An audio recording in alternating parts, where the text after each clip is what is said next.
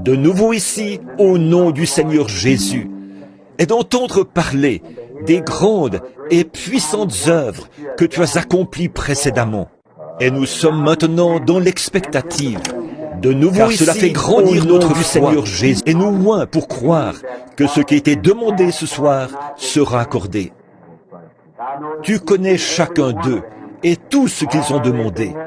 Nous prions pour eux, Seigneur, et particulièrement pour ceux qui sont si près de la mort. Apporte la paix à leur âme, si elle n'y est pas déjà. Apporte la guérison à leur corps. Accorde-le, Seigneur. Bénis notre rassemblement. Nous prions, Seigneur, en cette réunion de prière du mercredi soir, alors que nous nous sommes assemblés, en sachant que là où 2 personnes ou plus sont assemblées, tu seras avec nous. Et nous te demandons, Seigneur, de nous donner ta parole ce soir. Parle-nous, Seigneur, et réchauffe étrangement nos cœurs, pour que nous sachions comment nous discipliner en vue du grand moment qui nous attend, car nous croyons que la venue du Seigneur approche. Nous te remercions pour ces gens qui commencent maintenant à découvrir une foi qui leur est chère, qui reconnaissent ce que signifie la foi. En reconnaissant cela, nous te remercions même pour les réunions à venir, car nous croyons que tu accompliras quelque chose. Seigneur, nous sommes dans une grande attente, comme au jour d'autrefois, croyant que le temps est proche, où tu vas ouvrir les écluses des cieux et répandre les promesses, les choses que Dieu a promises pour ce dernier jour. Maintenant, nous te demandons, Seigneur, d'être avec tous à travers les nations, car nous avons appris qu'un grand nombre de personnes, partout, ont des besoins aujourd'hui. Exauce leurs requêtes, Seigneur. Nous prions, désireux de voir la grande main de Dieu se mouvoir partout dans le monde, parmi ceux qui s'attendent à cette grande chose. Pardonne-nous nos péchés. Châtie-nous, Seigneur, par ton esprit et par ta parole, pour que nous puissions nous discipliner, être des serviteurs obéissants, dociles à la volonté de Dieu. Fais que nous nous rappelions et tâchions de penser dans nos cœurs à ce qu'ont fait les premiers chrétiens. Quel genre de personnes rencontrerions-nous si nous rencontrions ceux qui avaient été personnellement en contact avec toi? Combien leur visage devait rayonner de foi et de joie. Combien leur vie devait être la parole vivante de Dieu. Des épîtres écrites, lues de tous les hommes, alors qu'ils marchaient parmi les gens et au milieu d'eux. Ô Dieu, fais qu'il en soit ainsi, une fois encore. Que nos vies te soient tellement soumises que le Saint-Esprit vivra lui-même à travers nous et parlera à travers nous, Seigneur. Puissions-nous toujours garder ceci à l'esprit quand nous marchons dans la rue et que nous sommes en contact avec le monde. Nous ne devons pas ressembler à ces gens. Nous nous écartons pour les laisser prendre la place, Seigneur, leur position légitime ici sur terre. Nous restons en retrait, sachant que nous sommes des délégués d'un autre monde. Nous avons un royaume qui sera bientôt au pouvoir, Seigneur. Notre grand roi viendra bientôt prendre le contrôle de tous les royaumes qui sont dans son domaine. Il gouvernera et régnera. Avec lui, ici sur terre, pendant 1000 ans et pour toujours, nous serons avec lui. Avec cela à l'esprit, Seigneur, nous attendons maintenant avec impatience la réponse à nos prières. Nous regardons à notre confession. Si nous avons fait quelque chose, dit quelque chose ou pensé quelque chose qui était contraire à ta grande volonté, que le sang de Jésus-Christ nous purifie. Conduis-nous, Seigneur, comme la sœur le disait ce soir, alors qu'elle et son mari sont en route vers Chicago. Conduis-les, Seigneur Dieu, à l'endroit où tu pourras les utiliser, afin qu'ils soient des faisceaux de lumière pour d'autres qui sont en train de tâtonner dans l'obscurité, qui ne connaissent pas notre Seigneur Jésus. Nous te remettons maintenant la réunion et nous écouterons attentivement ta parole de correction afin de savoir comment nous préparer pour cette grande heure. Nous le demandons au nom de Jésus. Amen. Que le Seigneur te bénisse. Merci frère. C'était un peu imprévu pour moi. Comme j'étais à la maison, je me suis dit que si je n'avais pas vraiment allé quelque part en urgence, je m'en voudrais de rester à la maison, de ne pas venir à la réunion de prière. Je suis arrivé à l'improviste. C'était imprévu pour moi et pour ma famille aussi. À peine rentré, je suis reparti aussitôt. Donc j'ai dit, je vais à la réunion de prière. Elle n'a même pas eu le temps de se préparer pour venir, puisqu'elle ne savait pas que je viendrais. Alors, je suis heureux d'entendre le témoignage de la sœur, là, du frère, à propos de cette lumière là-bas, en Caroline du Sud ou en Caroline du Nord, quelque part. C'était à Greenville, n'est-ce pas? À Southern Pines. Oui. Frère Livelle était ici aujourd'hui. Je l'ai baptisé aujourd'hui. On a eu un service de baptême ici aujourd'hui. Frère Livelle, vous savez, elle est ministre là. Frère Parker Thomas. Il y a eu... Je me souviens de la fois où une sœur était recouverte du nombre. Ça a été une grande confirmation, sœur, de ce que... Parfois le Saint-Esprit nous laisse continuer comme ça pour éprouver notre foi, pour voir ce que... et pour éprouver la foi des autres. Lorsqu'on regarde quelque chose qui est là, devant nos yeux, qu'on voit quelque chose et qu'on le dit, les autres qui regardent et ne le voient pas, ils disent que la chose n'est pas là, voyez, mais elle est bien là. Personne ne voyait la lumière qui était là, au-dessus de Paul, mais elle était bien là. Personne n'a vu cette colombe descendre du ciel, dans cette lumière, sous cette forme-là, et s'arrêter au-dessus de Jésus. Personne d'autre que Jean, mais elle était bien là, voyez. Et donc, plus tard, quand je parlais aux gens de cette lumière qui est semblable à une colonne de feu, personne ne voulait y croire. Mais maintenant, l'œil mécanique de l'appareil photo l'a identifiée, comme elle est venue, et l'esprit mauvais est sombre. C'est comme nos vies. Nous sommes des ombres, et si nous sommes une lumière, si nos vies cadrent avec la lumière du jour, nous marchons dans la lumière. C'est comme lorsque vous regardez dehors et que vous dites « Je vois le soleil » pendant la journée. Vous voyez l'ombre du soleil. C'est un reflet du soleil. Ce n'est pas le soleil en soi, mais c'est la preuve que le soleil existe. C'est la preuve que le soleil existe. Bon, et quand, par exemple, je vous vois assis là, en train de vous éventer, de parler, cela signifie que vous êtes vivant, mais ce n'est qu'une ombre de la vie. En effet, pour que quelque chose produise une ombre, il faut qu'il y ait de l'obscurité dedans. Voyez? C'est que, dans une ombre, il faut qu'il y ait une certaine quantité d'obscurité et une certaine quantité de lumière pour créer cette ombre. Ça ne peut pas être totalement sombre et ça ne peut pas être totalement clair. Si c'est sombre, c'est vraiment très sombre. Si c'est clair, il n'y a pas d'ombre, rien qui puisse produire une ombre. Par contre, s'il y a un mélange d'obscurité et de lumière, cela produit une ombre.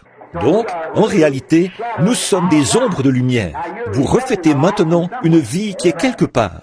Si vous le faites et que vous êtes chrétien, alors, comme ceci est une ombre, ça ne fait que prouver qu'il existe une vie où vous ne pouvez pas mourir. Parce que dans cette vie-ci, il y a la mort, voyez? Mais c'est une ombre, puisque vous êtes vivant, un être animé, qui a la capacité de voir, de penser, de bouger, de parler, et qui est muni des 5 sens du corps. Mais vous savez tout de même que ceux-là, ils sont en train de mourir. Et il y a tant d'ennuis. Vous savez que ça ne peut être que... C'est un reflet, voyez, qui indique que la vie et la mort sont entremêlées. La partie physique doit mourir. Mais si vous reflétez par votre vie mortelle la lumière du ciel, alors vous reflétez la vie éternelle, Dieu.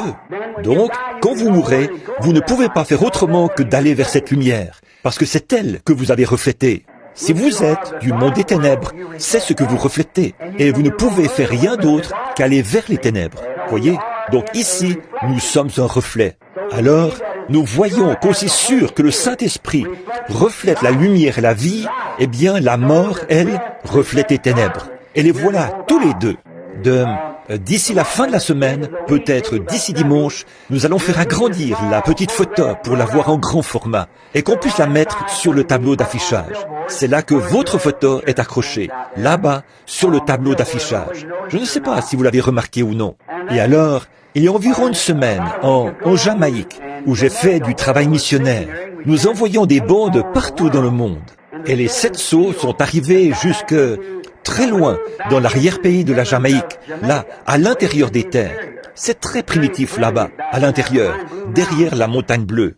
Et parfois, les autochtones, ils ont un magnétophone que nous leur fournissons. Il faut le remonter à la manivelle, comme le vieux gramophone Victrola. Le remonter, puis le laisser jouer, comme ça. Au bout de quelques minutes, quelqu'un doit le remonter. Ce groupe avait une petite batterie, une batterie de 6 volts ou quelque chose, qui servait à faire jouer le magnétophone. Ils étaient tous assis ensemble, à peu près le même nombre de personnes qu'ici ce soir, et je crois qu'ils écoutaient les sauts. Et pendant que je parlais, ils ont remarqué que cette même colonne de feu est entrée dans la pièce, s'est dirigée vers l'endroit où se trouvait le magnétophone et s'est arrêtée au-dessus de celui-ci. Ils sont allés chercher un appareil photo et l'ont photographié. C'est exactement la même. La voilà, suspendue juste au-dessus du magnétophone. Nous allons la faire agrandir afin de la mettre sur le tableau d'affichage là-bas et que vous puissiez la voir. Nous sommes si reconnaissants pour la grâce de Dieu qui est entrée dans qui nous a fait entrer dans sa présence en ce jour. Donc, nous sommes reconnaissants pour beaucoup de choses.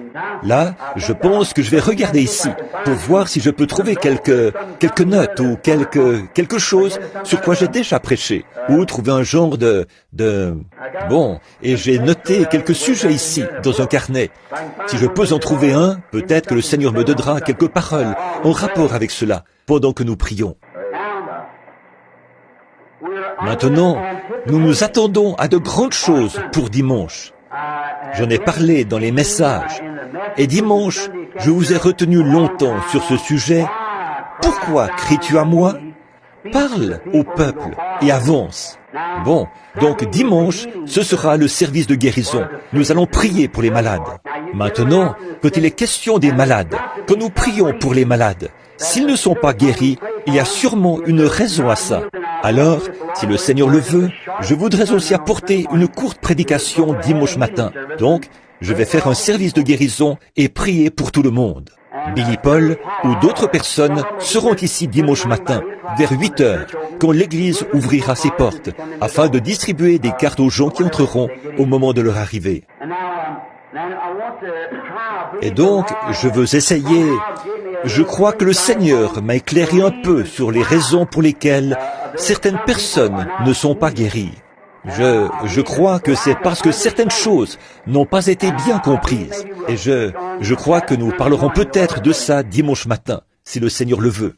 Maintenant, la réunion de prière du mercredi soir est juste une courte réunion où nous nous rassemblons pour prier, comme nous l'avons fait et où nous nous rencontrons. Des fois, je crois, l'une des grandes choses que je constate aujourd'hui, c'est un manque de sincérité à l'égard de ce que nous croyons. Voyez. Si Dieu, à l'époque de John Wesley, avait fait à cette époque-là ce qu'il a fait aujourd'hui, qu'est-ce que cela aurait produit? Et à l'époque de Martin Luther, ou de n'importe qui d'autre, ce que nous le voyons faire, et qui a été prouvé à la fois par l'Église, par l'Esprit, et par la science, et chaque action, cette émulsion photographique doit le reconnaître. Et voici, la parole de Dieu annonce cela et le déclare avant que cela s'accomplisse. Et là, il agit, il prophétise, et il démontre que la chose même qu'il avait dite, c'est ce qui s'accomplira parfaitement, exactement ce qu'il avait dit.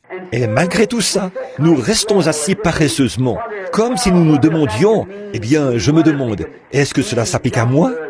Je me demande, est-ce que cela s'applique vraiment à l'Église, dans sa totalité? Ou je me demande, est-ce que je suis réellement inclus dans ceci? Je pense que dimanche matin, j'essaierai de parler de certains de ces principes, ce qui pourra nous éclairer un peu. Maintenant, pour ce soir, j'ai relevé quelque chose que j'ai trouvé ici juste avant de venir. Je me suis dit, et si Frère Neville, en me voyant arriver, disait « Monte ici, viens prêcher » et s'asseyait. Voyez, je me suis dit, je ferais mieux de noter quelques passages de l'Écriture, parce que je sais que c'est un frère vraiment très aimable, et nous l'apprécions. Avant de prier pour la parole qui sera portée, je tiens à souligner la présence d'un frère. En fait, son nom m'échappe pour l'instant. Ils sont deux, ils sont ici. Ce sont des amis à moi.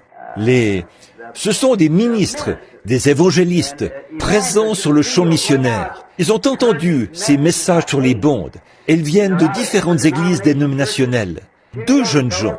Et le jeune homme, l'un d'eux, cela a suscité chez lui un intérêt si grand qu'il a pris l'avion pour Tucson dernièrement, là où notre série de réunions touchait à sa fin. Je pense que j'étais au petit déjeuner des hommes d'affaires. Et ce jeune homme, ce brave jeune homme, est venu là-bas. Ils sont du Kansas. Et ils sont venus jusqu'ici afin que je les marie. J'apprécie cela, de penser que des gens puissent croire autant vos prières, croire que Dieu entendra et exaucera. Des jeunes gens qui débutent dans la vie, comme ceci.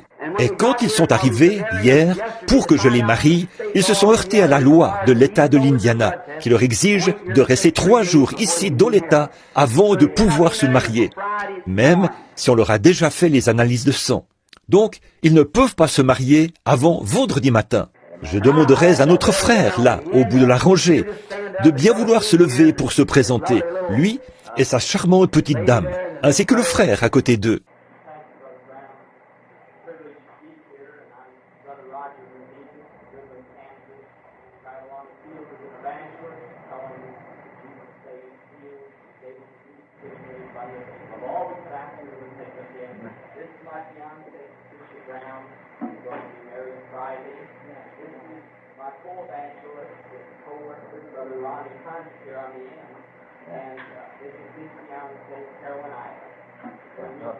Merci beaucoup.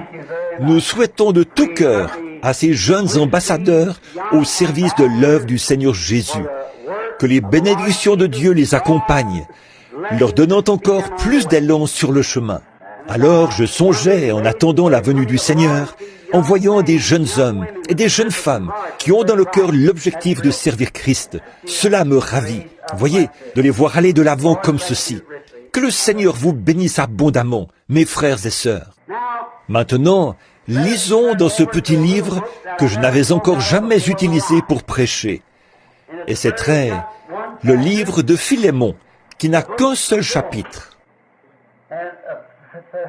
Et j'ai un peu de sang irlandais, et j'ai un fil de fer derrière mes dents du bas, pour faire tenir celle du fond. Parfois, je ne prononce pas ces noms correctement, alors que je les connais bien. Et parfois, je n'arrive pas à les prononcer correctement, par manque d'instruction. Donc, quelqu'un a dit, là-bas au fond, Philémon, ce qui, je pense, est vraiment la bonne prononciation. Maintenant, le premier verset. J'aimerais juste en relever 1 ou 2 mots. Paul, prisonnier de Jésus-Christ. Et c'est ce que je veux prendre comme sujet ce soir, si le Seigneur le veut. Prisonnier.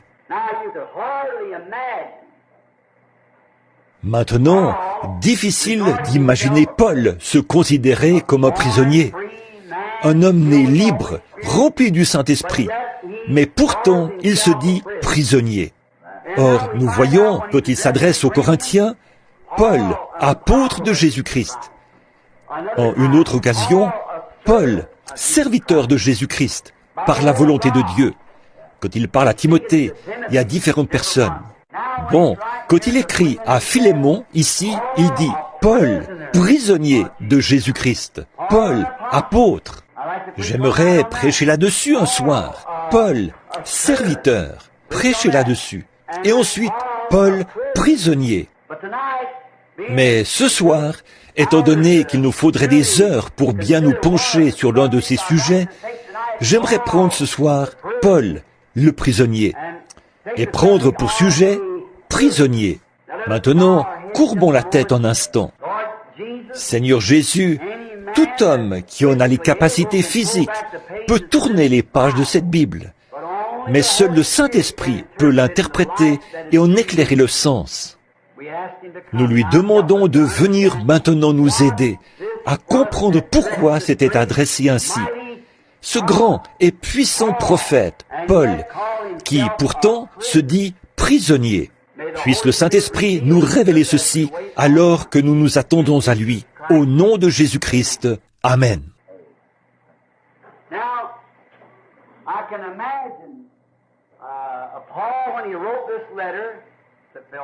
Maintenant, je peux m'imaginer Paul, quand il a écrit cette lettre à Philémon, assis en prison, là-bas dans le donjon de cette ville, un prisonnier. Alors lui, qui était dans cette situation, il savait fort bien ce que signifiait ce mot. Il était entouré de barreaux. Il ne pouvait être libéré qu'à condition que quelqu'un le mette en liberté. Il savait ce que c'était que d'être un prisonnier. Et puis, je crois que ce que l'apôtre a voulu un peu signifier par cela, il ne l'a pas adressé ainsi par rapport à sa situation comme prisonnier, son être physique assis là, dans cette prison. Mais je crois qu'il faisait allusion à son être, son esprit, sa volonté, qui était prisonnier de Jésus-Christ.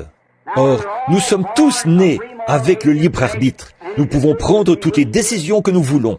Dieu, qui est juste, agit ainsi parce qu'il doit placer tous les hommes sur la même base. Autrement, il a placé le premier homme sur une mauvaise base quand il lui a donné le libre arbitre. Voyez, ce soir, nous sommes tout à fait comme Adam et Ève. Il n'y a aucune différence. Le bien et le mal sont placés devant chacun de nous. La vie et la mort. Nous pouvons faire notre choix. C'est à vous de le faire. Voyez, c'est ce qu'ont fait Adam et Ève. Voyez, et ils ont fait le mauvais choix. Et alors, à cause de ça, toute la race humaine, a été livrée à la mort, la peine de mort. Puis, Dieu est descendu sous la forme d'un homme et a pris cette mort sur lui. Il a expié la peine de mort, afin que ces sujets qui avaient le désir d'être libérés puissent être mis en liberté. Or, s'il nous traite différemment de la manière dont il a traité Adam et Ève, qui nous fait simplement traverser quelque chose et dit « Je vais vous sauver, que vous le vouliez ou non », alors il a placé Adam et Ève sur une mauvaise base, voyez-vous. Mais chacun de nous doit choisir aujourd'hui entre la mort et la vie. Nous pouvons le faire. Comme je viens de le dire, voilà, votre lumière démontrera, votre vie démontrera exactement de quel côté vous êtes. Peu m'importe de quel côté vous prétendez être. Ce que vous faites au quotidien démontre ce que vous êtes. Vous avez entendu ce vieux dicton, votre vie fait tellement de bruit que je n'entends pas votre témoignage. Voyez, vos actes font tellement de bruit. Pousser des cris et sauter, j'ai toujours cru à ça. Par contre, j'ai toujours dit, ne sautez pas plus haut que vous vivez, parce que c'est ce que le monde va observer. Voyez-vous, vous devez sauter à la hauteur de la vie que vous menez, pas plus haut. Donc, parce que quelqu'un vous observe. Alors, quand les gens ne viennent pas à l'église, beaucoup ne veulent pas venir, c'est tout. Et certains de ceux qui ne viennent pas sont des gens sincères. Ils ont vu tellement de corruption dans l'église qu'ils ne veulent rien avoir à faire avec ça. Et souvent, franchement, on ne peut pas vraiment les blâmer, voyez, à cause de la façon dont les gens se conduisent. Ils se disent chrétiens. Ils sont la plus grande pierre d'achoppement du monde. L'homme et la femme qui professent être chrétiens alors qu'ils vivent le contraire de ce qu'ils professent. C'est tout à fait exact. Parlons des déceptions qu'il y aura au jugement. Eh bien, le pécheur, le contrebandier d'alcool, celui qui joue à des jeux d'argent, l'adultère, ce n'est pas lui qui sera déçu quand il entendra lire sa sentence. Allez dans le feu qui ne s'éteint point. Il ne sera pas déçu. Mais le bonhomme qui essaie de se cacher derrière un genre de confession religieuse, c'est lui qui sera déçu au jour du jugement. Voyez, celui qui confesse être chrétien alors que sa vie, c'est autre chose. Il vaudrait mieux pour lui n'avoir jamais fait la moindre confession, jamais commencé, que de commencer et vivre ensuite autre chose. En effet, il est la plus grande pierre d'achoppement qui soit. Celui qui confesse déclare qu'il est chrétien alors que sa vie, c'est autre chose. Gardez-vous toujours de juger votre vie par la quantité de puissance que vous avez pour accomplir des miracles. Et il ne faut pas se juger non plus par la quantité de connaissances qu'on a de la parole.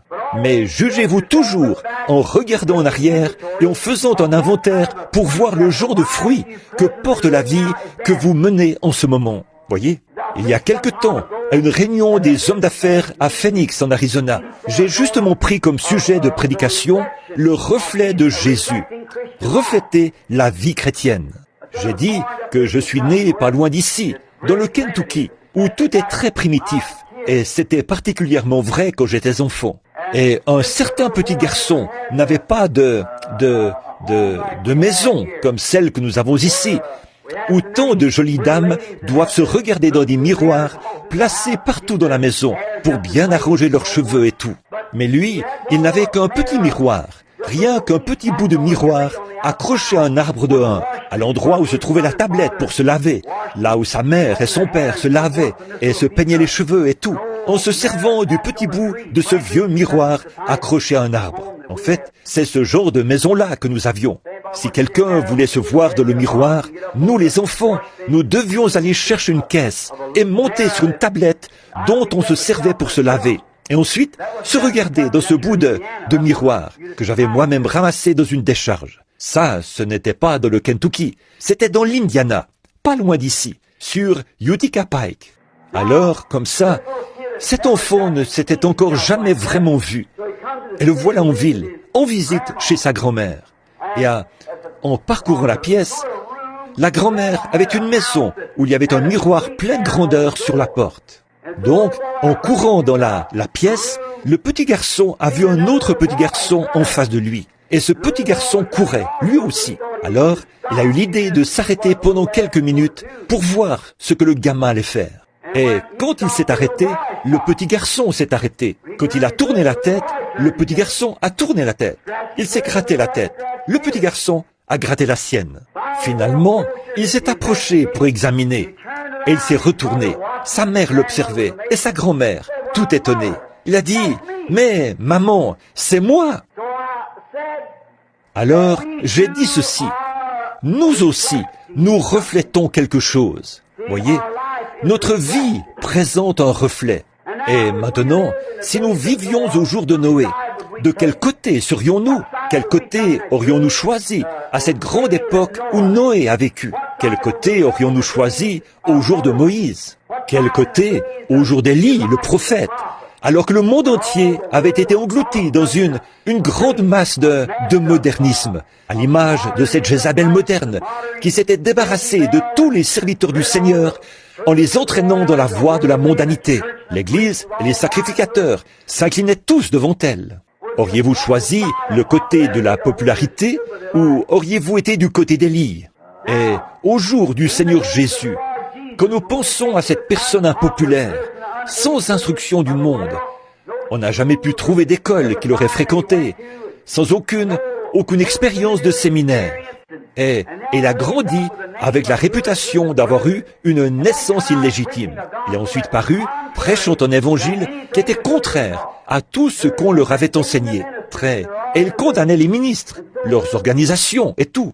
Alors, les organisations avaient fait cette déclaration. Quiconque ira, ne serait-ce qu'écouter ce soi-disant prophète, sera exclu de la synagogue. C'était un péché mortel. Il fallait rendre des comptes. La seule façon pour eux de rendre un culte, c'était sous le sang de l'agneau. Il fallait participer à ce sacrifice. Et donc, ils étaient bannis. C'était une chose très sérieuse. Et cet homme ne tenait aucun compte de tout cela.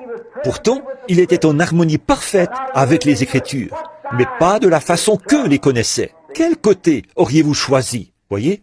Maintenant, la vie que vous vivez en ce moment est le reflet actuel de ce que vous auriez fait en ce temps-là, parce que c'est toujours le même esprit qui vous habite. Voyez? Si vous vous rangez du même côté qu'eux maintenant, c'est ce que vous auriez fait en ce temps-là, parce que ce même esprit qui est en vous maintenant était dans les gens en ce temps-là. Voyez? Le diable ne retire jamais son esprit. Il passe simplement d'un homme à l'autre. Dieu non plus ne retire jamais son esprit. Il passe de l'un à l'autre. Voyez? Donc, ce même esprit qui était sur Élie est venu sur Élisée. Et sur Jean-Baptiste, c'était le même. Et ainsi de suite. Le Saint-Esprit qui était sur Christ est venu sur les disciples. Et ça continue. Il est encore sur les gens. Vous voyez? Dieu ne retire jamais son esprit. Donc voilà, nous devons faire un choix. Et je ne vois pas là Paul regretter quoi que ce soit et se dire peiné d'être prisonnier. Mais il se désignait. Je crois que Paul, au moment où il écrivait cette lettre avec cette plume, que c'est le Saint-Esprit qui le poussait à écrire cela, afin que, peut-être encore ce soir, nous puissions tirer le contexte de notre texte pour montrer pourquoi Paul a fait cela. En effet, puisque c'est l'Écriture, et l'Écriture est éternelle. Je crois que c'est là, dans cette vieille prison crasseuse, que Paul a écrit à son collègue, là, à son frère, qu'il était prisonnier de Jésus-Christ. Il pouvait donc exprimer cela en voyant ce qui l'entourait. Eh bien, il était en prison, Mais ce n'était pas de cela qu'il parlait à ce serviteur de Christ, un compagnon dans le ministère. Ce qu'il disait, c'est qu'il était prisonnier de la parole de Jésus-Christ. Parce que Christ est la parole. Et Paul avait été un grand érudit à son époque. Il avait de grandes ambitions. C'était un homme qui avait été formé par des gens, par un homme appelé Gamaliel, un grand enseignant à son époque, d'une des meilleures écoles qu'il pouvait fréquenter. Par exemple, comme nous, on dit Wheaton ou Bob Jones ou quelques grandes écoles fondamentalistes. On l'avait instruit comme ministre de la parole. Et il était bien instruit, brillant, un jeune homme intelligent qui avait la grande ambition de devenir, peut-être un jour, sacrificateur ou souverain sacrificateur pour son peuple. Il avait une ambition. Et nous voyons qu'il avait été formé pour réaliser ses grandes ambitions et qu'il y avait consacré toute sa vie, peut-être depuis l'âge de 8 ou 10 ans, jusqu'à l'âge de 30 ou 35 ans, moment où il avait terminé l'université et reçu son diplôme. Et il avait tous ses diplômes et tout, et il était bien considéré de tout le clergé, et même du souverain sacrificateur à Jérusalem. Il avait reçu de lui des ordres personnels, écrits, par lesquels il avait confié à ce grand Saul la mission de descendre à Damas, afin de trouver là-bas tous ceux qui rendaient un culte à Dieu d'une manière contraire à ce que lui, il avait dicté, de les lier et de les jeter en prison. Il avait reçu ordre de les mettre à mort, à la rigueur. S'il jugeait bon de le faire, il avait de grandes ambitions. Et alors, Dieu a complètement sorti de lui tout ce pourquoi il avait été formé. Voyez?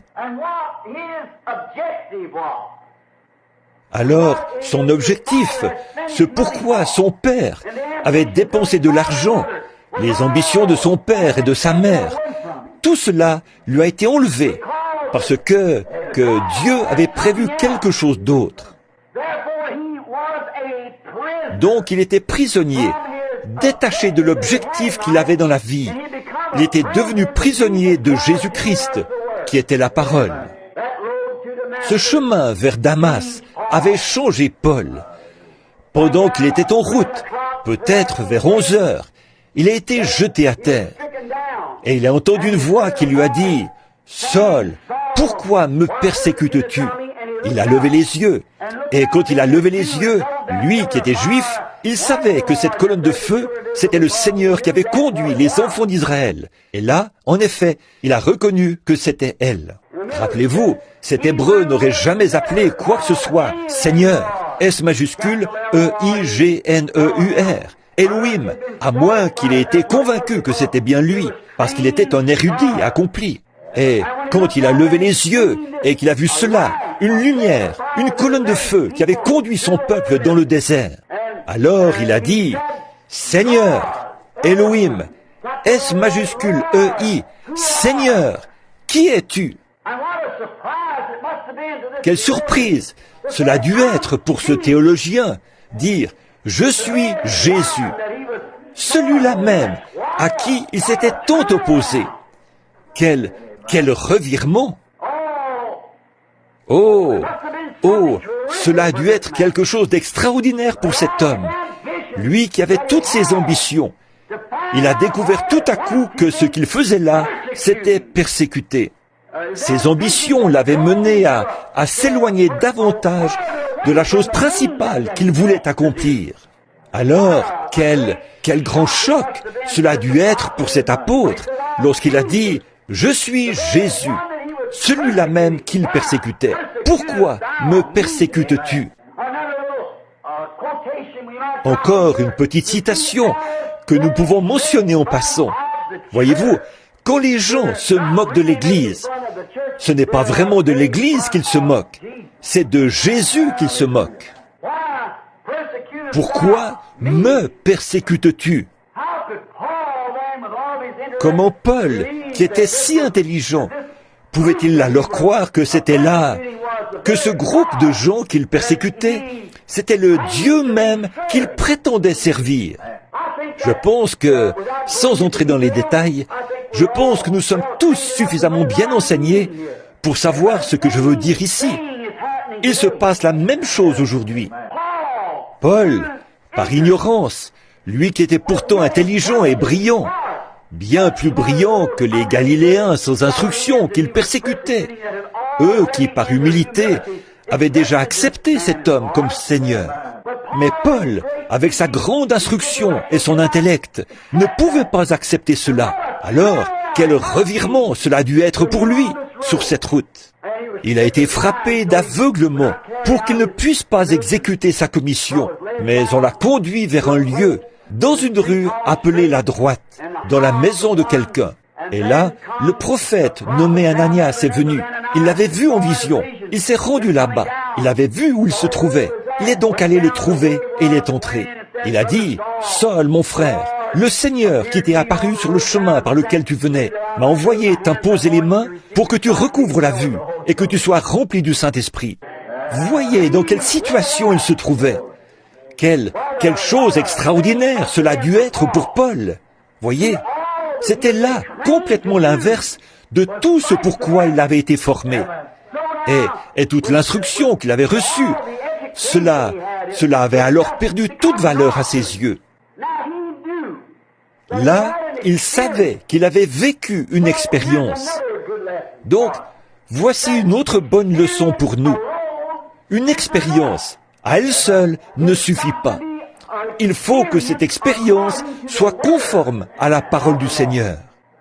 Donc, quand il a vu ça, et qu'il a reconnu que c'était quelque chose de grand, et que quelqu'un d'autre l'avait reçu avant lui, il est allé passer 3 ans et 6 mois dans le désert, en Arabie.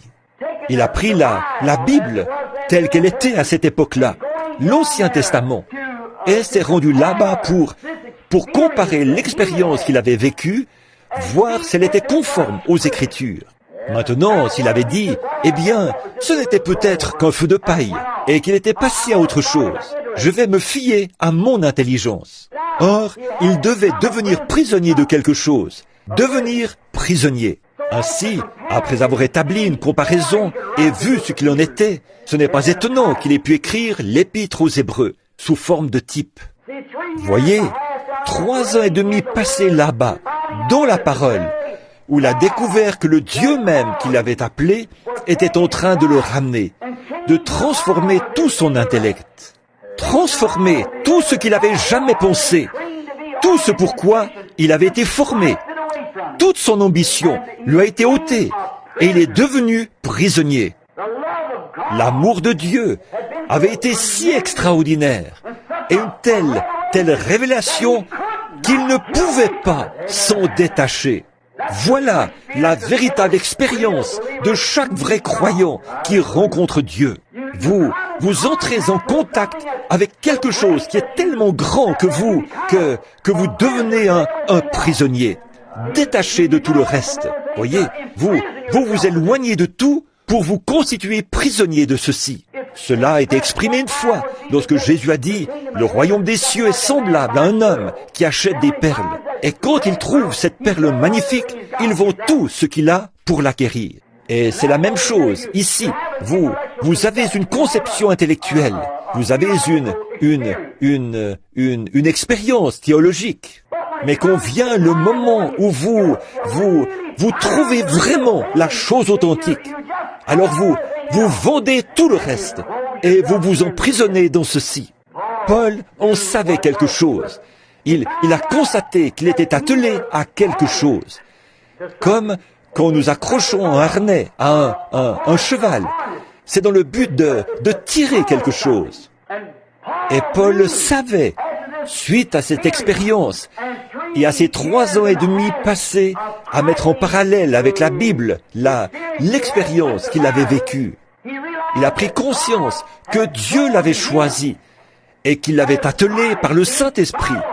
L'expérience qu'il avait vécue allait servir à amener l'Évangile en présence des gens des nations. L'Esprit lui-même l'avait attelé. Et aujourd'hui, en tant que serviteurs de Christ, nous sommes maintenant attelés, accrochés. Nous ne pouvons pas nous en aller.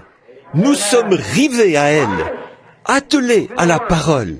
Peu importe ce que n'importe qui d'autre peut dire, vous êtes attelés à elle. Il y a quelque chose là qui fait que vous ne pouvez simplement pas vous en détacher. Vous êtes attachés à elle, sous son joug, par le Saint-Esprit qui vous a mis sous le joug de la parole. Peu importe ce que n'importe qui d'autre peut dire, c'est la parole qui compte, et ça toujours. Il y était attelé, sous son joug. Il était attelé à la parole, par l'Esprit. Il avait appris là-bas, derrière le désert d'Arabie. Alors, toutes ces anciennes choses, ses expériences et son ambition, il avait été dépouillé de ces choses. Maintenant, c'est ce que nous voyons aujourd'hui. Nous devons d'abord être dépouillés. Et les gens ne veulent pas être dépouillés. Le frère méthodiste veut conserver un peu de son enseignement méthodiste. Oui, le frère baptiste veut conserver un peu de son enseignement baptiste. Voyez? Mais vous devez absolument être dépouillés de tout et naître de nouveau. Voilà, renaître. Et à partir de là, que le Saint-Esprit prenne la conduite. Vous ne pouvez pas dire, bon, eh bien, mon papa dit que quand il est entré dans l'église, il a serré la main du pasteur. C'est un bon membre, fidèle. C'était peut-être très bien pour sa race, mais nous sommes d'une autre race. Voyez, nous devons maintenant revenir au temps biblique de notre époque. Les sacrificateurs étaient, eux aussi, attelés. Mais voyez-vous, ils étaient entrés dans une autre dispensation. Et ils ne s'étaient pas dépouillés de leur vieux harnais pour mettre un nouveau harnais. Et nous retrouvons la même chose aujourd'hui. Nous avons traversé un âge dénominationnel, comme nous l'avons démontré par les âges de l'Église, la Bible et tout. Mais nous arrivons maintenant dans un âge libre, où le Saint-Esprit lui-même descend, démontre ce qu'il est et se fait connaître, accomplit chaque promesse qu'il a faite. Oh là là, quel temps glorieux!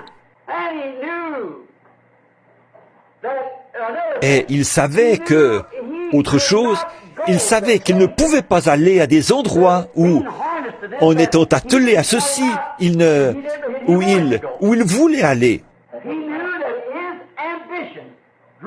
Il savait que son ambition l'attirait parmi des frères où il était le bienvenu. Mais il était contraint par l'Esprit à faire quelque chose d'autre. Il ne s'appartenait plus. Peut-être que quelqu'un pouvait dire, « Frère Saul, frère Paul, nous voulons que tu viennes par ici, parce que nous avons la plus grande église, nous avons l'assemblée la plus nombreuse, tu auras d'énormes offrandes et tout. » Mais il était contraint par l'Esprit. Il pensait, « J'ai un frère là-bas, je voudrais aller sauver ce frère, le conduire au Seigneur. » Mais l'Esprit le contraignait à aller ailleurs. Il était prisonnier. C'est exact. Oh Dieu, fais de nous ce genre de prisonniers-là. Délivre-nous de notre propre ambition égoïste, de nos propres jugements et de notre meilleure façon de penser, pour que nous soyons prisonniers de Jésus-Christ. Je pense que c'était là une grande déclaration. Je suis prisonnier de Jésus-Christ. Et souvenez-vous, il est la parole. Voyez, peu importe ce que n'importe qui d'autre peut penser, c'est la parole qui compte. Voyez, si vous êtes prisonnier de la parole, aucune dénomination ne peut vous en détacher. C'est la parole qui compte. Vous en êtes prisonnier. Voilà tout. Vous devez agir comme elle agit. Donc, il ne pouvait pas aller à certains endroits où il aurait voulu aller. Parce que, pourquoi? L'Esprit le lui interdisait. Vous vous rappelez, souvent Paul a essayé d'aller quelque part. Il se disait, je pourrais faire de grandes réunions là-bas. Mais l'Esprit le lui interdisait. Alors, n'est-ce pas là une preuve, une déclaration qui indique clairement que Paul était prisonnier de Jésus-Christ, attelé à sa parole, par l'Esprit. Oh, j'aime ça, oui. Il était lié par une chaîne, par des fers d'amour, pour qu'il fasse la volonté de Dieu, et elle seule. Il était prisonnier. Il était enchaîné dans des fers d'amour. Il était attaché à Christ, sous son joug. Il ne pouvait pas se mettre sous un autre joug. Il était attaché à lui, sous son joug. Alors, il devait aller là où la conduite allait, peu importe combien le pâturage était vert, de ce côté-ci ou de ce côté-là. Il devait aller dans la direction du conducteur et du joug. Oh, ce soir, si seulement nous, du Branham Tabernacle, nous pouvions devenir prisonniers, renoncer à notre propre être égoïste, à notre propre ambition, pour nous abandonner complètement et nous mettre sous son joug. Peu importe ce que pense le reste du monde, ce que fait le reste du monde, nous sommes sous un joug, dans des chaînes d'amour, nous sommes prisonniers. Mes pieds sont tellement sous le joug de Christ qu'ils refusent de danser. Mes yeux sont tellement sous le joug de Christ que, quand je vois ces stripteaseuses modernes dans la rue, ils détournent ma tête. Mon cœur est tellement sous un joug d'amour pour lui que je ne peux plus avoir d'amour pour ce monde. Ma volonté est tellement sous son joug que je ne sais même plus quelles sont mes ambitions. Seulement, partout où tu me conduiras, je te suivrai, Seigneur. Je serai prisonnier. Voyez, Paul était bien un prisonnier. Ce qu'il a déclaré là n'était pas faux. Il avait été formé par le Saint-Esprit, qui lui avait aussi appris à s'attendre à la parole. Bon, on l'avait formé pour prendre une certaine direction, mais Dieu l'avait maintenant formé pour prendre une autre direction. Le Saint-Esprit lui a appris à s'attendre au Seigneur.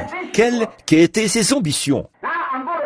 Maintenant, je vais, avec l'aide du Saint-Esprit, vous montrer quelque chose. Voyez? Maintenant, prenons juste un exemple. Un jour, Paul et Silas descendaient la rue d'une certaine ville où ils faisaient des réunions de réveil. Alors une jeune fille possédée d'un démon le suivait constamment, en criant derrière lui. Et sans doute que Paul savait qu'en tant qu'apôtre, il avait l'autorité, il pouvait réprimer cet esprit maléfique, le chasser de cette femme. Mais avez-vous remarqué? Il a attendu jour après jour, jusqu'à ce que, tout à coup, le Saint-Esprit lui parle, lui dise « C'est maintenant l'heure ». Alors il a dit « Esprit, sors d'elle ». Voyez, il savait s'attendre au Seigneur. Et c'est comme ça que tant de gens, aujourd'hui, jettent l'opprobre sur la parole. Ils vont de l'avant avec une ambition. Combien de réveils ont échoué à cause d'une chose pareille? L'évangéliste n'attend pas de voir ce que le Seigneur a à dire. Des gens disent « Venez par ici » et ils y vont tout de suite, parce que l'association dit « Vas-y ». Alors que le Saint-Esprit, lui, dirait autre chose. Mais l'ambition de cet homme, qui désire devenir surveillant général, ou quelque chose du genre, un ancien, ou un évêque, ou quelque chose, va le pousser. Tu dois y aller. Pourtant, il sait ce qu'il en est. Le Saint-Esprit dit, va, ici. Voyez, il est sous le joug de son organisation. Il est prisonnier de cette organisation. Mais s'il est sous le joug de Christ, il est conduit par le Saint-Esprit. Voyez, il est sous un joug, prisonnier. Peu importe ce qui est dit ailleurs, ça ne change rien. C'est un airain qui résonne et une cymbale qui retentit. Il n'écoute que la voix de Dieu et il ne parle que lorsqu'elle se fait entendre. Il ne dit rien. Quelqu'un dit, oh, frère Jones, frère Roberts ou quelques-uns de ces grands hommes de notre pays aujourd'hui, comme Tommy Hicks ou Oral Roberts ou frère Tommy Osborne, certains de ces grands évangélistes. Si quelqu'un disait « Hé, viens par ici, Tommy, tu es un grand homme de Dieu » ou « Oral, j'ai un oncle qui est couché par ici, il est cloué au lit, il est malade, je voudrais que tu viennes, je crois que tu as la force de le guérir. » Voyez? Et peut-être que le Saint-Esprit lui dit « Pas maintenant ». Mais cependant, l'amitié qui le lie à cet homme l'oblige à aller avec lui. S'il n'y va pas, il devient un ennemi de cet homme. Cet homme dit, eh bien, il est allé chez un tel guérir cet enfant ou ce garçon. Je sais qu'il l'a fait. Et moi, qui suis son ami depuis des années, tu vois, il n'a pas voulu venir chez moi. Mais si, par le Saint-Esprit, il est contraint à ne pas y aller, il a intérêt à ne pas y aller. S'il est sous le joug de Dieu, il aime son ami, mais il a intérêt à être sous la conduite du Saint-Esprit pour y aller, parce qu'autrement, ça ne servira à rien. Cela m'est arrivé bien des fois. Mais Paul attendait simplement que l'Esprit lui dise ce qu'il devait faire. Il a dit qu'il attendait l'Esprit. Un soir, il prêchait. Il est reparti de là. Il a vu un homme infirme. Et tout à coup, l'Esprit lui a parlé. Alors il a dit, « Je vois. » De quelle manière? De la même manière qu'il avait vu qu'ils allaient échouer sur une île. Voyez? Je vois que tu as la foi pour être guéri. Lève-toi sur tes pieds. Jésus-Christ t'a guéri. Voyez? Voilà. Il était sous un joug. Il avait peut-être fait là-bas une série de réunions de réveil d'une semaine, sans que rien ne se produise. Mais il a quand même attendu que le Saint-Esprit parle. Voyez? Il était sous le joug de cet appel. Là vous dites, frère Branham, vous êtes en train de condamner ce que vous disiez dimanche. Vous disiez avoir attendu tout ce temps. Mais souvenez-vous, c'est le Saint-Esprit qui m'a parlé là-bas, sur la route, qui m'a dit, je te renvoie parmi les malades et les affligés. Voyez, c'est par obéissance au Saint-Esprit. Bien sûr, je n'y suis pas allé tant qu'il ne m'a pas dit de le faire. J'attendais un ainsi dit le Seigneur, d'avoir reçu un ainsi dit le Seigneur. Ça, c'est autre chose, voyez. Alors ça change tout, oui. Il attendait la parole du Seigneur. Il a été contraint par l'Esprit à ne faire que ce que Dieu lui dictait. Et c'est là qu'il est devenu prisonnier de Jésus-Christ. Mes amis, si seulement nous pouvions devenir prisonniers. Je sais qu'il fait chaud, mais j'aimerais citer quelques personnages de plus, si vous le voulez bien. J'en ai inscrit à peu près 6 ou 8 ici. Mais j'aimerais juste mentionner un ou deux autres personnages. Prenons le personnage de Moïse. Il était né libérateur. Et il le savait qu'il était né libérateur. Mais avant que je parle de Moïse, j'aimerais faire cette déclaration. Dieu doit amener tout homme qui veut le servir fidèlement à être son prisonnier, toujours. L'homme doit abandonner toutes ses ambitions, tout ce qu'il est, tout, sa vie, son âme, son corps, sa volonté, ses ambitions et tout le reste. Devenir entièrement prisonnier de Christ, qui est la parole, afin de servir Dieu. Il vous faudra peut-être aller à l'encontre de ce que vous dicte votre bon sens. Peut-être pensez-vous que, dans une certaine organisation, ils vous élèveront et vous donneront quelque chose de prestigieux qui vous fera vous démarquer. Mais vous vous retrouvez dans quel état? Au bout d'un moment, vous vous retrouvez vaincu. Tant que Dieu n'a pas trouvé cet homme disposé à devenir son prisonnier. Dieu cherche des prisonniers. Il l'a toujours fait. En parcourant l'Écriture, vous pourrez voir cela. L'homme doit être prisonnier de Christ, envers et contre tout. Donc, vous ne pouvez être rattaché à rien d'autre qu'à Christ, pas même à votre père, à votre mère, à votre frère, à votre sœur, à votre mari, à votre femme, à qui que ce soit. Vous n'êtes rattaché qu'à Christ, qu'à lui seul. Et alors Dieu peut vous utiliser. Tant que vous n'en viendrez pas là, c'est impossible. À certains endroits, parfois, je parle durement aux gens. Voyez, j'essaie de vous amener à vous détacher. Il faut avoir un point de départ. Par exemple, parfois on s'élève contre les femmes qui se coupent les cheveux et portent ces vêtements et qui continuent à se dire chrétiennes. Vous dites, ça, c'est insignifiant. Eh bien, il faut commencer quelque part. Alors commencez juste là, par votre ABC. Voyez, commencez du moins par vous détacher de cette apparence mondaine et devenez prisonnière de Christ. Continuez simplement à vous détacher de tout jusqu'à ce qu'enfin le dernier lien ait été rompu. C'est là que vous êtes prisonnier. Alors, vous êtes sous son emprise. Il vous a sous son emprise. Donc, Moïse savait qu'il était né pour être le libérateur. Il le savait. Et avez-vous remarqué, avec l'ambition que Moïse avait, sachant que sa mère lui avait dit cela là-bas, car elle était sa nourrice. Moïse, cet enfant qui lui était né, sans doute que sa mère lui avait dit, « Tu sais, Moïse, quand ton père Amram et moi, nous avons prié sans cesse, nous savions et nous avions vu dans la parole que c'était le temps de la venue d'un libérateur. Et nous avions prié, « Seigneur Dieu, nous voulons voir ce libérateur. » Une nuit, le Seigneur nous a dit, dans une vision, que tu naîtrais et que tu serais le libérateur. Nous n'avons pas craint l'ordre du roi, peu nous importait ce que le roi disait. Nous savions alors que tu étais né libérateur. Or, Moïse, nous savions que nous ne pourrions pas t'éduquer comme il faut. Maintenant, souvenez-vous, ils avaient été là-bas, en Égypte, pendant 400 ans. Voyez? Alors nous voulions te procurer la chose qu'il faut, l'éducation qu'il faut, la formation qu'il faut. Donc, je t'ai pris et t'ai mis dans une petite arche, et je t'ai confié au Nil.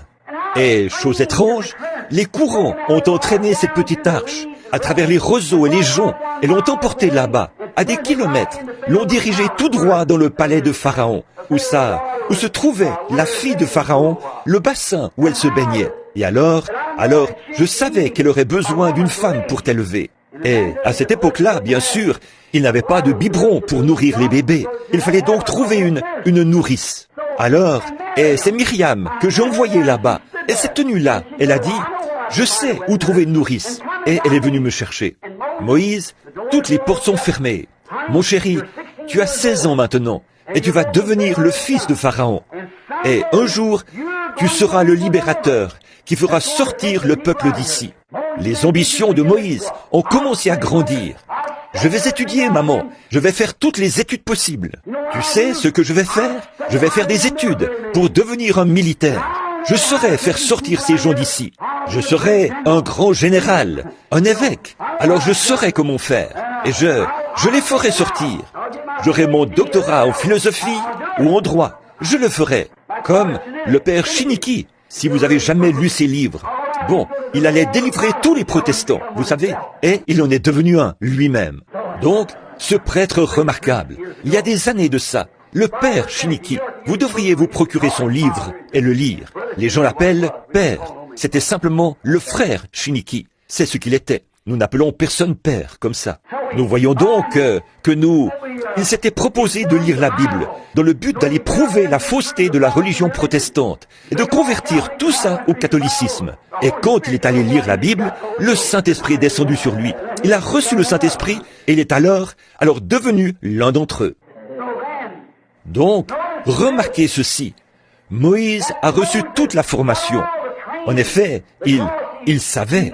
Il était tellement brillant, tellement instruit, tellement intellectuel, si bien que personne, qu'il pouvait même enseigner aux Égyptiens, qu'il pouvait même enseigner à leurs psychologues, il pouvait enseigner à leurs généraux la force des armes. C'était un grand homme, et sa grandeur amenait les gens à craindre Moïse.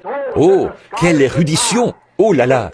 Il était archevêque, ou peut-être un genre de pape. C'était un grand monsieur, et c'était un homme puissant.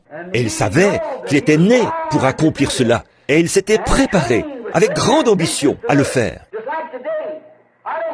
Tout comme aujourd'hui, je ne dis pas que les hommes qui reçoivent leur formation dans ces écoles-là, je ne dis pas que, par exemple, ici, dans l'Ouest, maintenant, ils vont construire une école de théologie de 150 millions de dollars. Voyez, les pentecôtistes, une école de 150 millions de dollars.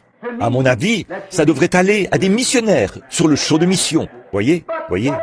Mais, quoi qu'il en soit, ils font quoi quand ils sortent de là? Ils sont quoi? Une bande de rikis. Tout à fait. Alors, c'est dans cet état-là qu'ils en sortent. Ça a toujours été comme ça, pour tous les autres. Et là, c'est pareil. Voyez?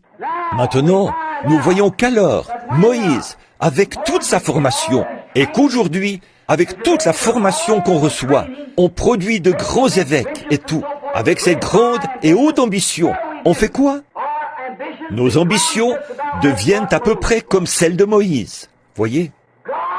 Dieu, avant qu'il puisse avoir cet homme dans sa main, il lui a fallu le dépouiller de son ambition. Il lui a fallu le dépouiller de toute sa formation. Oui, il est allé là-bas et il a délivré, il a tué un Égyptien. Et là, quand il l'a fait, il a constaté qu'il avait eu tort. Il ne devait pas faire ça. Ce n'était pas la manière de faire. Alors Dieu a dû le conduire dans une région sauvage, dans le désert, un lieu désertique. Si vous remarquez, c'est assez étrange. Les gens à qui Dieu veut donner un message, il les conduit au désert. Il a conduit Paul au désert pour le former, pour lui faire connaître le sens de cette grande vision, là, dans le désert. Va dans tel désert. Et il est resté là-bas jusqu'à ce que Dieu lui ait pleinement fait savoir ce qu'il devait faire. Et Moïse, à son époque, il l'a conduit dans le désert. Il l'a maintenu là-bas pendant 40 ans. Il l'a dépouillé de toute sa théologie et de toute son ambition. Oh, quel moment! Là, il a pu regarder en arrière et constater son échec. Et nous, ce soir, en voyant notre ambition, nous devrions vraiment faire la même chose. Regardez les campagnes de guérison. Dès que le Seigneur, il y a quelques années, a fait quelque chose pour commencer à restaurer la guérison aux malades et tout le monde, toutes les organisations, parce que ce n'était pas venu dans leur organisation à eux. Il fallait qu'il se trouve un guérisseur. Et qu'est-ce qu'on a fait? Regardons ça un instant. On a fait la même chose que Moïse. On est allé là-bas, on a tout essayé pour fabriquer un genre de miracle. Je flaire une maladie. J'ai du sang dans ma main. Et on fabrique un miracle. Voyez? Et on se retrouve avec quoi? Certains de ces hommes-là, les nerfs mis à rude épreuve, au point qu'ils craquent. Ils deviennent de vrais ivrognes, des névrosés, et leur tête n'y est plus. Les voilà complètement revirés de l'ordre, de l'objectif du pentecôtisme. Ils sont carrément revenus, encore une fois, à celui de créer des organisations et ce genre de choses. Voyez, qu'est-ce qu'on a fait? On a tué un Égyptien. À peu près ça, c'est vrai. Et on a essayé, on s'est efforcé, on a payé, on a travaillé dur. On a passé des nuits entières dans des réunions de prière jusqu'à en perdre la voix. Et on a cherché à fabriquer quelque chose, à mousser quelque chose, toutes sortes d'activités de ce genre. Et on constate que c'est un échec total. Nous devons retourner au désert, c'est vrai. Oui, monsieur. On craque et on se démène. Pourquoi ne pas capituler? C'est ce que vous devez faire, voyez, retourner là-bas et capituler. Eh bien, on a fait la même chose que ce que Moïse avait fait. Ça ne sert à rien. Au bout de 40 ans, il s'est retrouvé prisonnier de la parole de Dieu. Qu'est-ce que nous cherchons à faire quand la grande bénédiction est arrivée et la manifestation de toutes ces grandes choses dont Dieu nous avait parlé? Du fait qu'il faut que nous naissions de nouveau, qu'il faut que nous recevions le Saint-Esprit, du baptême au nom de Jésus-Christ, et de toutes ces choses-là. Voyez-vous, les gens, au lieu de s'en tenir à cette parole, d'être attelés à elle, qu'est-ce qu'ils font? Ils ont commencé leur propre théorie dénominationnelle, qui s'était déjà avérée être un échec. Elles cherchent à fabriquer quelque chose qui aurait un air de vérité. Je ferais mieux de m'arrêter juste là. Voyez, je suis sûr que vous avez assez de sagesse pour savoir ce que je veux dire. Voyez? Mais enfin, regardez ce que cela a produit. Réfléchissez. Nous avons quoi ce soir? Rien d'autre qu'une nation pleine de gens organisés. Ils nient les Écritures de Dieu. Ils qualifient la vie du Saint-Esprit, disent que c'est de la télépathie mentale. Ils refusent à tout ça l'accès à leur Église. Et ils ne vous permettent pas de dire un seul mot à propos de la semence du serpent, de la sécurité éternelle et des choses que le Saint-Esprit a révélées et a prouvé être la parole. J'ai lancé défi après défi, que l'on vienne m'en démontrer la fausseté. Ils ont quoi? La même chose que Luther, que tous les autres, voyez, ils ont tué un Égyptien. Qu'est-ce qu'il faut? Qu'est-ce qui est arrivé? Peut-être qu'il a amené un homme à commencer à arrêter de voler, ou peut-être être fidèle à sa femme. Mais comme ça, qu'est-ce que vous avez fait de lui? Un membre d'église. Venez vous joindre à notre groupe. Voyez? Cet homme mort et puant. C'était le seul résultat qu'il pouvait présenter, comme succès après 40 années de formation.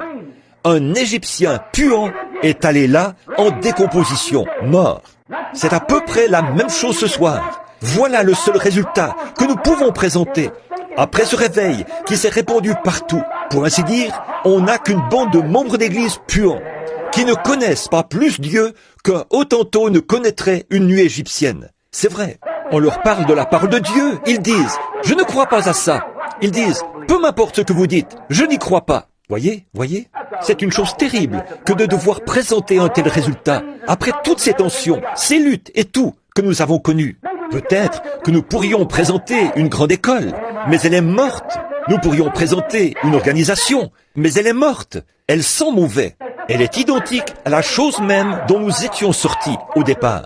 Comme une truie qui retourne à son bourbier et un chien à ce qu'il a vomi quand nous y retournons. Un Égyptien mort. Sans doute que quelqu'un a dit, « Moïse, mais tu ne te soucies donc plus du peuple ? Tu as été appelé à faire ceci. » Quelqu'un qui connaissait Moïse et qui savait qu'il avait été appelé à cela. Alors, tu as perdu le souci du peuple ? Pas du tout. Eh bien, alors, pourquoi est-ce que tu n'es pas là-bas, en train de faire ceci? Pourquoi est-ce que tu n'es pas là, à essayer de faire cela?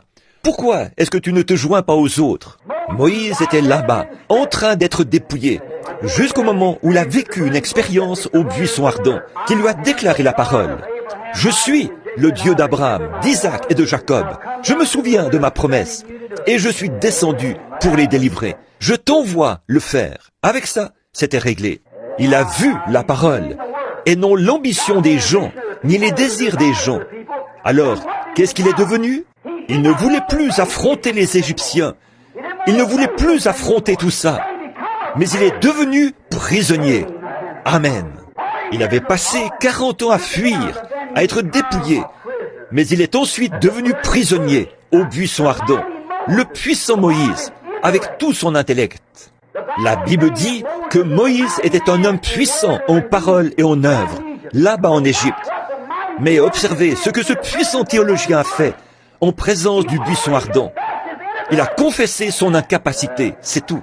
Quand il a vu le véritable dessein de Dieu, il a confessé qu'il était incapable de l'accomplir. Il avait pourtant reçu toute la formation théologique qu'on pouvait lui donner. Il avait été formé dans leur meilleure école. Mais là, qu'est-ce qu'il pouvait faire alors que cette colonne de feu se tenait là, dans le buisson? Il a dit, « Je ne sais même pas parler. Seigneur, qui suis-je pour aller là-bas? » Voyez, enlève tes souliers, Moïse. Je veux te parler. Ôte tout ça, même tes souliers. Te voilà de nouveau à même le sol. Je veux te parler, incapable même de parler.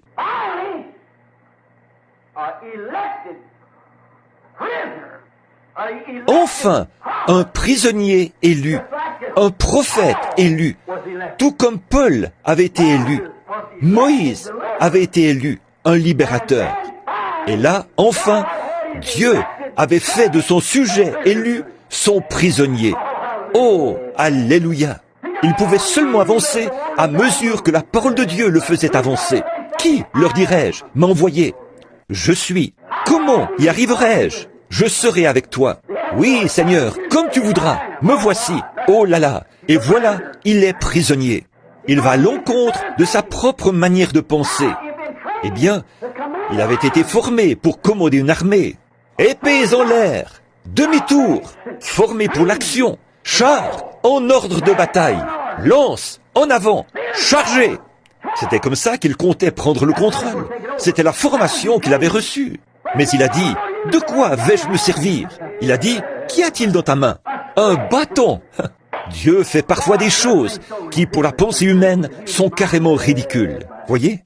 Un bâton à la main, la barbe qui pendait, âgé de 80 ans, sa femme sur un mulet, tenant un enfant sur sa hanche, ses petits bras qui pendaient, la chair toute flasque, un bâton, seule sa tête était bien haute, car il avait l'ainsi dit le Seigneur. Pourquoi? Il avait enfin été ancré. Il était prisonnier. J'avancerai seulement quand la parole me fera avancer. Je parlerai seulement là où la parole parle. Où vas-tu? J'ai reçu une seule commission. Aller devant Pharaon et, au moyen de ce bâton, lui montrer que Dieu m'a envoyé. Amen. Et après, que feras-tu? Il pourvoira à ce qui doit être fait ensuite, après que j'aurai fait cela. Voilà, c'est ça. Vous n'avez qu'une seule chose à faire ce soir. C'est la première étape. Vous abandonner, devenir prisonnier. Ne pensez pas à vous ou à quelque chose d'autre. Devenez prisonnier. Moïse est devenu prisonnier. Il a confessé qu'il ne savait même pas parler. Quand Dieu l'a enfin eu dans sa main, alors il pouvait seulement avancer où Dieu le faisait avancer. Là, il lui avait déclaré sa parole. Il a reconnu que c'était la parole. Alors il s'est soumis à la parole. Et là, le Saint-Esprit, Dieu, a attelé Moïse à la volonté de Dieu. Avec Paul, il a fait la même chose, pas vrai? Il a attelé Paul. Ce petit juif sarcastique au nez crochu, qui avait des doctorats écrits partout sur son visage. Mais il a dit, je vais lui montrer ce qu'il devra souffrir pour la parole. Voyez? Et alors Paul, assis là, en voyant la parole, en voyant que c'était Jésus, il a levé les mains et est devenu attelé à lui. L'amour de Dieu l'a attelé à la parole. Il portera mon nom devant les nations. Et le voilà parti. Moïse, je suis le Dieu de tes pères. Je suis le Dieu d'Abraham, d'Isaac et de Jacob. Je me souviens que je leur ai fait une promesse. Et le temps approche où doit s'accomplir cette promesse. Je vois les souffrances de mon peuple. Je me souviens de ma promesse. Et je suis descendu pour t'atteler. Tu sais ce que dit la parole. Je t'ai attelé pour que tu ailles là-bas. Je t'ai attelé à une puissance pour que tu ailles là-bas délivrer mon peuple. Prends ce bâton dans ta main comme témoignage, car tu as vu un miracle se faire au moyen de celui-ci, tout comme David avec la fronde, voyez. Il s'est attelé et il est allé là-bas. Dieu avait enfin un homme qui lui était soumis, attelé à lui, et qui ne pouvait avancer que lorsque la parole de Dieu le faisait avancer. Si seulement les gens pouvaient faire ça aujourd'hui. Il était maintenant son prisonnier, prisonnier de l'amour, attaché à Dieu, sous le joug des liens de l'amour, comme Paul était attaché à Dieu, sous le joug des liens de l'amour. Tout comme Paul, ils avaient tous deux été formés de la même manière. Moïse avait été formé, vous savez, pour délivrer les enfants d'Israël par la force des armes. Paul avait été formé pour les délivrer de la mainmise des Romains et les affranchir par la grande force ecclésiastique qu'il exerçait dans le monde à cette époque-là, formé dans de grandes écoles, sous les enseignements de Gamaliel. Et ils sont tous deux allés au désert. À leur retour, c'étaient des hommes transformés. Tous deux ont vu la colonne de feu. Et tous deux étaient prophètes. Pas vrai? Tous deux étaient prophètes. Et la colonne de feu leur a parlé, à tous les deux. C'est tout à fait exact. Ils allaient être les libérateurs. Les voilà partis au désert. Ils ont quitté leur foyer et sont allés au désert pour voir ce qu'il en était. Ils ont quitté leurs proches et tout pour trouver la volonté de Dieu. Voyez? Ils avaient reçu une certaine formation. Dieu a opéré en eux une transformation. Et il leur a fallu devenir entièrement prisonniers, afin qu'ils n'agissent pas comme ils le voulaient, mais qu'ils agissent comme Dieu voulait qu'ils agissent. Il est le même, hier, aujourd'hui, éternellement. Peut-on prendre encore 10 minutes, là, pour présenter ça? Très vite. Je vais prendre un autre personnage. Il y en a un sous mes yeux en ce moment. Il s'appelle Joseph. Il était un fils élu. Il était un type parfait de Jésus-Christ. Il était né prophète. Lui aussi, c'était un prophète. Voyez? Alors, il pouvait voir des visions. Et quand il était encore tout jeune, il avait eu une vision. Il s'était vu assis sur un trône. Et ses frères se prosternaient devant lui. Voyez? Mais remarquez, il s'est cru quelqu'un d'important. Voyez? Et tout. Mais qu'est-ce que Dieu est obligé de faire? La même chose que ce qu'il avait fait à tous les autres. En effet, Moïse était un libérateur. Paul était un libérateur. Et là, Joseph était un libérateur. Il a sauvé son peuple de la famine. Qu'est-ce que Dieu a été obligé de faire dans son cas? De le mettre en prison. Le mettre directement en prison. Oui, monsieur. Souvenez-vous, il avait été vendu par ses frères à un Égyptien. Il l'avait vendu à Potiphar. Et Potiphar lui a donné un petit peu de liberté. Mais soudainement, elle lui a été ôtée. Et il était là, dans cette prison, à pleurer, pleurer. Dieu devait le dépouiller. Maintenant, remarquez, mais je crois que pendant tout ce temps, dans cette prison, il se rappelait que, d'après la vision qu'il avait eue, il allait s'asseoir sur un trône et ses frères allaient se prosterner devant lui, parce qu'il savait que son don venait de Dieu. Il savait que cela devait s'accomplir. Si seulement nous pouvions garder cela à l'esprit, selon la parole de Dieu, en ces derniers jours, il aura une église, il aura un peuple, et ces choses qu'il a promises, il va les exécuter. Il a dit qu'il le ferait, et nous vivons en ce temps-là. Nous y sommes. Il cherche simplement à nous amener à être de vrais prisonniers maintenant, enfermés avec lui. Vous avez entendu ce vieux cantique qu'on chante. Et là, je suis tout seul avec Dieu. Je désire être tout seul avec Dieu. Eh bien, c'est de là que m'est venue cette pensée. Être tout seul avec Dieu, rien d'autre. Vous avancez seulement quand Dieu dit qu'il faut avancer. Vous faites seulement ce que Dieu vous dicte. Voyez, alors là, vous êtes tout seul avec Dieu. Maintenant, souvenez-vous, il réfléchissait. Lui aussi, il était devenu un échec total à ses yeux. Malgré tout ce qu'il connaissait, tout ce qu'il comprenait et tout, il était devenu un échec total. Ça n'avait pas marché. Il s'est retrouvé dans une situation où là, personne n'allait l'écouter. Il était prisonnier. Vous voyez, il a été placé dans une situation où les incroyants n'allaient pas du tout croire. Voyez-vous ce que je veux dire? Son ministère était sans effet. Les gens détournaient la tête. Ils ne prêtaient aucune attention à lui qui était en prison. Quel bien son ministère pouvait-il faire? Il aurait beau se tenir derrière les barreaux de la prison et leur prêcher.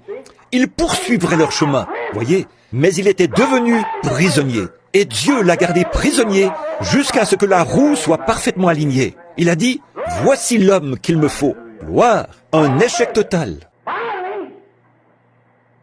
Enfin, Dieu est venu à lui dans sa prison. Comme à Paul, comme à tous les autres, il est venu à lui.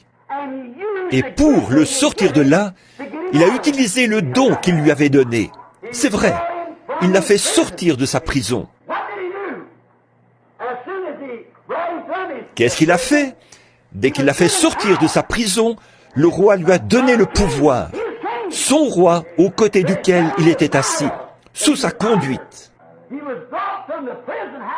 On l'a sorti de la prison et on lui a donné le pouvoir, si bien que tout ce qu'il disait devait s'accomplir. Amen. Dans sa prison, il se souvenait constamment qu'il était né dans un but. Il allait s'asseoir aux côtés d'un roi. Tous les autres allaient fléchir le genou devant lui. C'est ce que sa vision lui avait annoncé. Amen. Mais avant que sa vision puisse être totalement accomplie, il devait devenir prisonnier. Amen. Ensuite, il est devenu un chef. Quand il est sorti de sa prison et qu'il est devenu prisonnier de la parole de Dieu, il pouvait seulement prononcer les paroles que Dieu mettait dans sa bouche. Et Dieu agissait maintenant à travers lui. Remarquez que Moïse avait le pouvoir de lier les princes de Pharaon, s'il le voulait.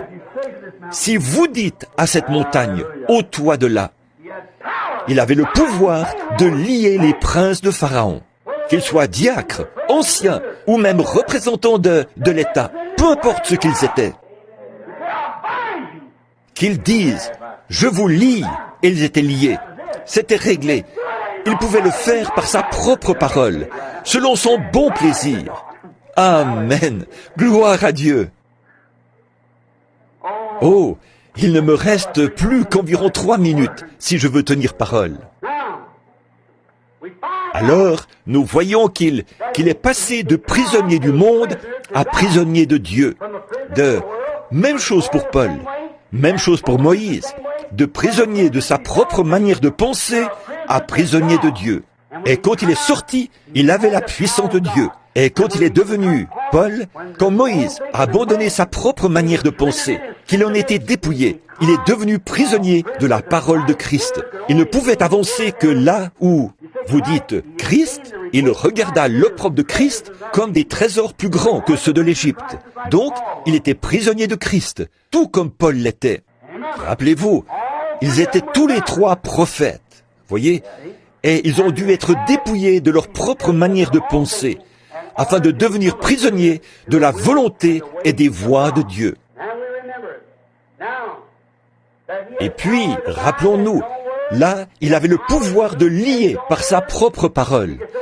Il avait le pouvoir de délier par sa propre parole. Il pouvait dire, « Je te délie au nom de mon roi. » Amen. Pharaon avait fait de Joseph son fils. Les prisonniers de son amour, Christ, ont fait ses fils. et il leur donne le pouvoir, la même chose que ce qu'il avait. Jean 14, 12. Celui qui croit en moi, voyez, fera lui aussi les œuvres que je fais, et il en fera même davantage. Alors celui qui est prisonnier de l'amour de Christ reçoit ce pouvoir de son roi, qui est Christ. Amen. Et je vous le dis en vérité, si vous dites à cette montagne, ôte-toi de là, et si vous ne doutez pas dans votre cœur, mais croyez que ce que vous avez dit arrive, ce que vous aurez dit vous sera accordé. Si vous demeurez en moi, et que ma parole demeure en vous, si vous êtes sous mon joug, parce que sa parole et lui, c'est la même chose. Au commencement était la parole, et la parole était avec Dieu, et la parole a été faite chair, et elle habitait parmi nous, le même hier, aujourd'hui, éternellement. Si vous demeurez en moi, pas ici et là, demeurez en moi, et que ma parole demeure en vous, demandez ce que vous voudrez, ou dites ce que vous voudrez, cela vous sera accordé. Il avait le pouvoir. Remarquez, avant qu'il sorte, il a dû être emmené pour être rasé. Certaines choses devaient être rasées, ôtées de lui, avant qu'il puisse rencontrer son roi. Voyez? Oh, parfois Dieu emmène son peuple comme ça, pour les raser, ôter d'eux un peu de leur propre volonté, leur montrer qu'ils ne peuvent pas faire tout ce qu'ils voudraient faire. Vous savez ce que je veux dire? Ils ne sont pas libres de faire ce qu'ils veulent faire. Avant qu'ils puissent avoir plein pouvoir, être esclaves de l'amour de Christ, ils doivent être complètement rasés et présentés ensuite. Parfois, il les emmène au désert pour le faire, pour les raser. Et l'on fait ensuite ressortir ses oins, afin qu'ils accomplissent son dessein, ce à quoi il les a destinés. Vous voyez ce que je veux dire? Frères, nous sommes au temps de la fin. Souvenez-vous de ce qu'il a fait toutes les autres fois. Il devait toujours s'emparer d'un homme pour en faire son prisonnier, lui faire quitter les siens. Celui-ci devait renoncer à toutes ses connaissances, oublier toutes ses formations, tout, pour pouvoir connaître la volonté de Dieu, suivre Dieu. Il ne peut pas suivre les activités de l'homme et suivre Dieu en même temps. Elles sont trop opposées les unes aux autres. Vous ne pouvez pas aller à l'est et à l'ouest en même temps. Vous ne pouvez pas aller à droite et à gauche en même temps. Vous ne pouvez pas faire le bien et le mal en même temps. Vous ne pouvez pas suivre l'homme et Dieu en même temps. Non, monsieur. Ou bien vous suivez Dieu, ou bien vous suivez l'homme. Et donc, si vous suivez Dieu et que vous vous êtes soumis à Dieu, vous devenez alors prisonnier de ce Dieu, de cette parole, de cette volonté. Peu importe ce qui est dit ailleurs, vous devenez prisonnier de cela. Écoutez, nous sommes au temps de la fin, et je dirai ceci avec révérence et respect, alors que les quelques dernières minutes s'envolent. Regardez, à mon avis, ce que Dieu fera, ce qu'il doit faire et fera en ce dernier jour, c'est trouver un outil pour faire la moisson. Il doit trouver un outil pour frapper le sol. Tout fermier, quand il fait la moisson, doit avoir un instrument au moyen duquel la faire. Bien sûr, il doit avoir une faucille tranchante ou quelque chose, un instrument pour battre le grain. Et la moisson est mûre. Ô Dieu, prends-nous dans ta main, fais de nous des esclaves de ton amour. Utilise-nous comme instruments, afin de faire prendre conscience à cette terre de péché maudite sur laquelle nous vivons aujourd'hui, que Jésus-Christ est le même hier, aujourd'hui et éternellement.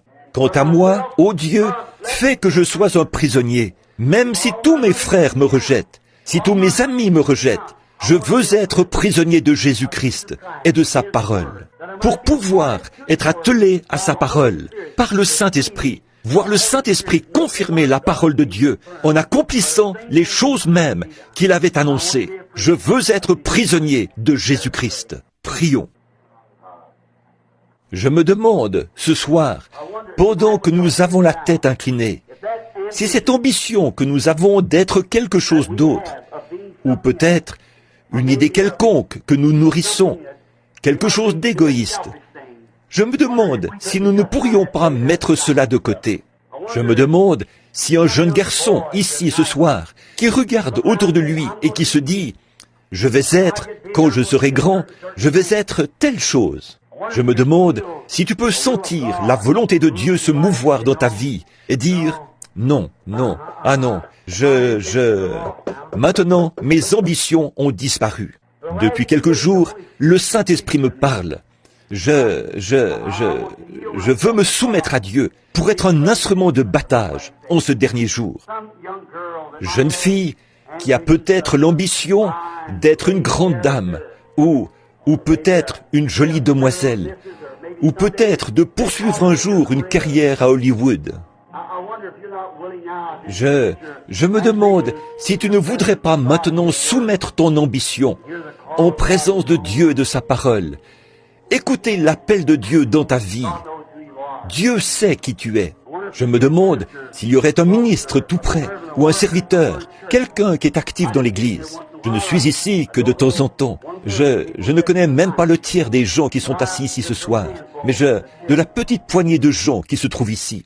Je me demande s'il y aurait quelqu'un comme ça ici, et que vous voudriez dire, peu m'importe ce qu'on dit. Je suis esclave de Dieu à présent. Je vais prêcher sa parole, malgré tout. Que mon organisation me mette à la porte, ça m'est égal. Je vais quand même m'en tenir à cette parole. Je vais le faire. Ma volonté, c'est la volonté de Dieu. La volonté de Dieu, c'est ma volonté. Je vais être prisonnier de Jésus-Christ. Par sa grâce et avec son aide, je le serai. Réfléchissez à ça pendant que nous avons la tête inclinée. Combien ont cette ambition ce soir? Voulez-vous lever la main? Voici la mienne également. J'abandonne tout. Maintenant, avec la tête inclinée, doucement, là, pendant que vous réfléchissez en ce moment, pendant que vous priez. Oui, prends tout, Seigneur. Oui, prends tout, Seigneur. Entre tes mains, j'abandonne tout avec bonheur. Oui, prends tout. Est-ce que vous êtes vraiment sérieux? Je veux être prisonnier. Oui, prends-moi, Seigneur. Emmène-moi dans la maison du potier ce soir. Mets-moi en morceaux et façonne-moi à nouveau. Tes mains, j'abandonne tout avec bonheur.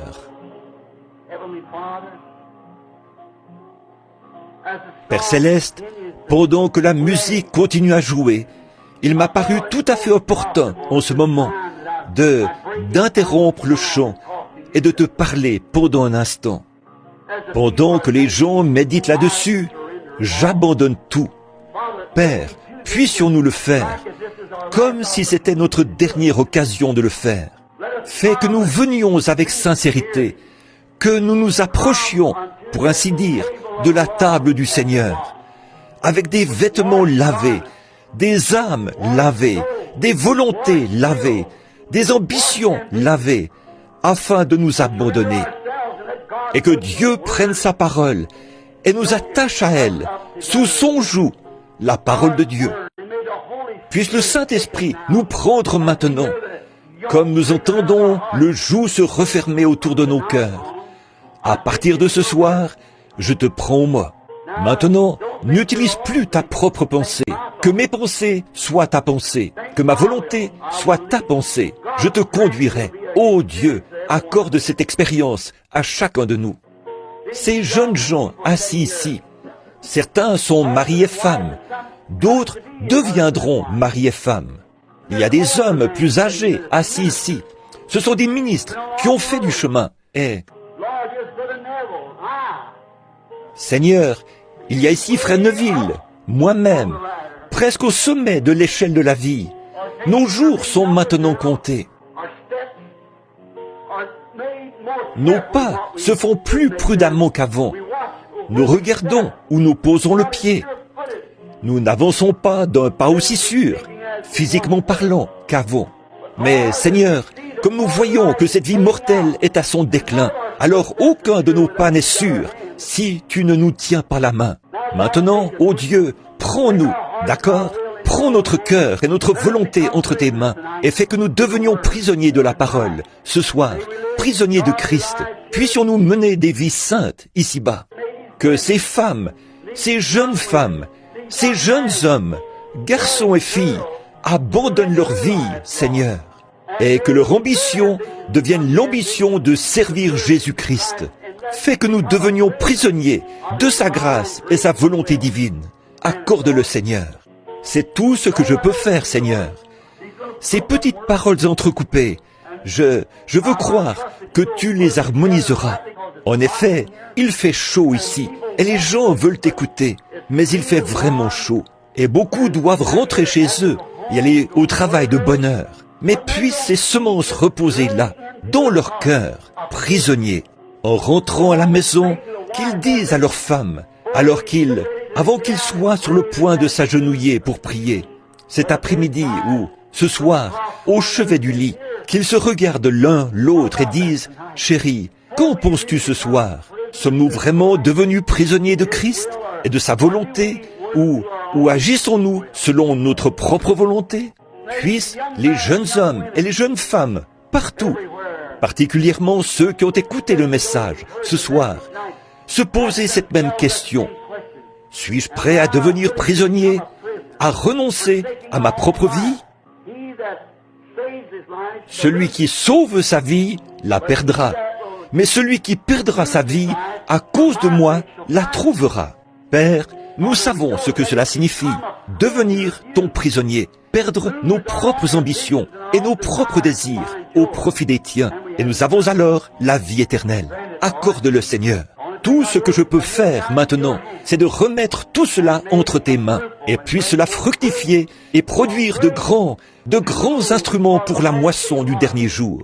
Des hommes et des femmes, des garçons et des filles, abandonnés à l'entière volonté de Dieu, devenus prisonniers de Jésus-Christ, de son amour, enchaînés à Christ par les chaînes de l'amour divin.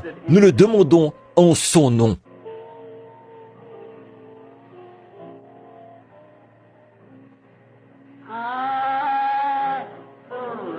Oui, prends tout, Seigneur. Levons-nous. Oui, prends tout, Seigneur. Entre tes mains,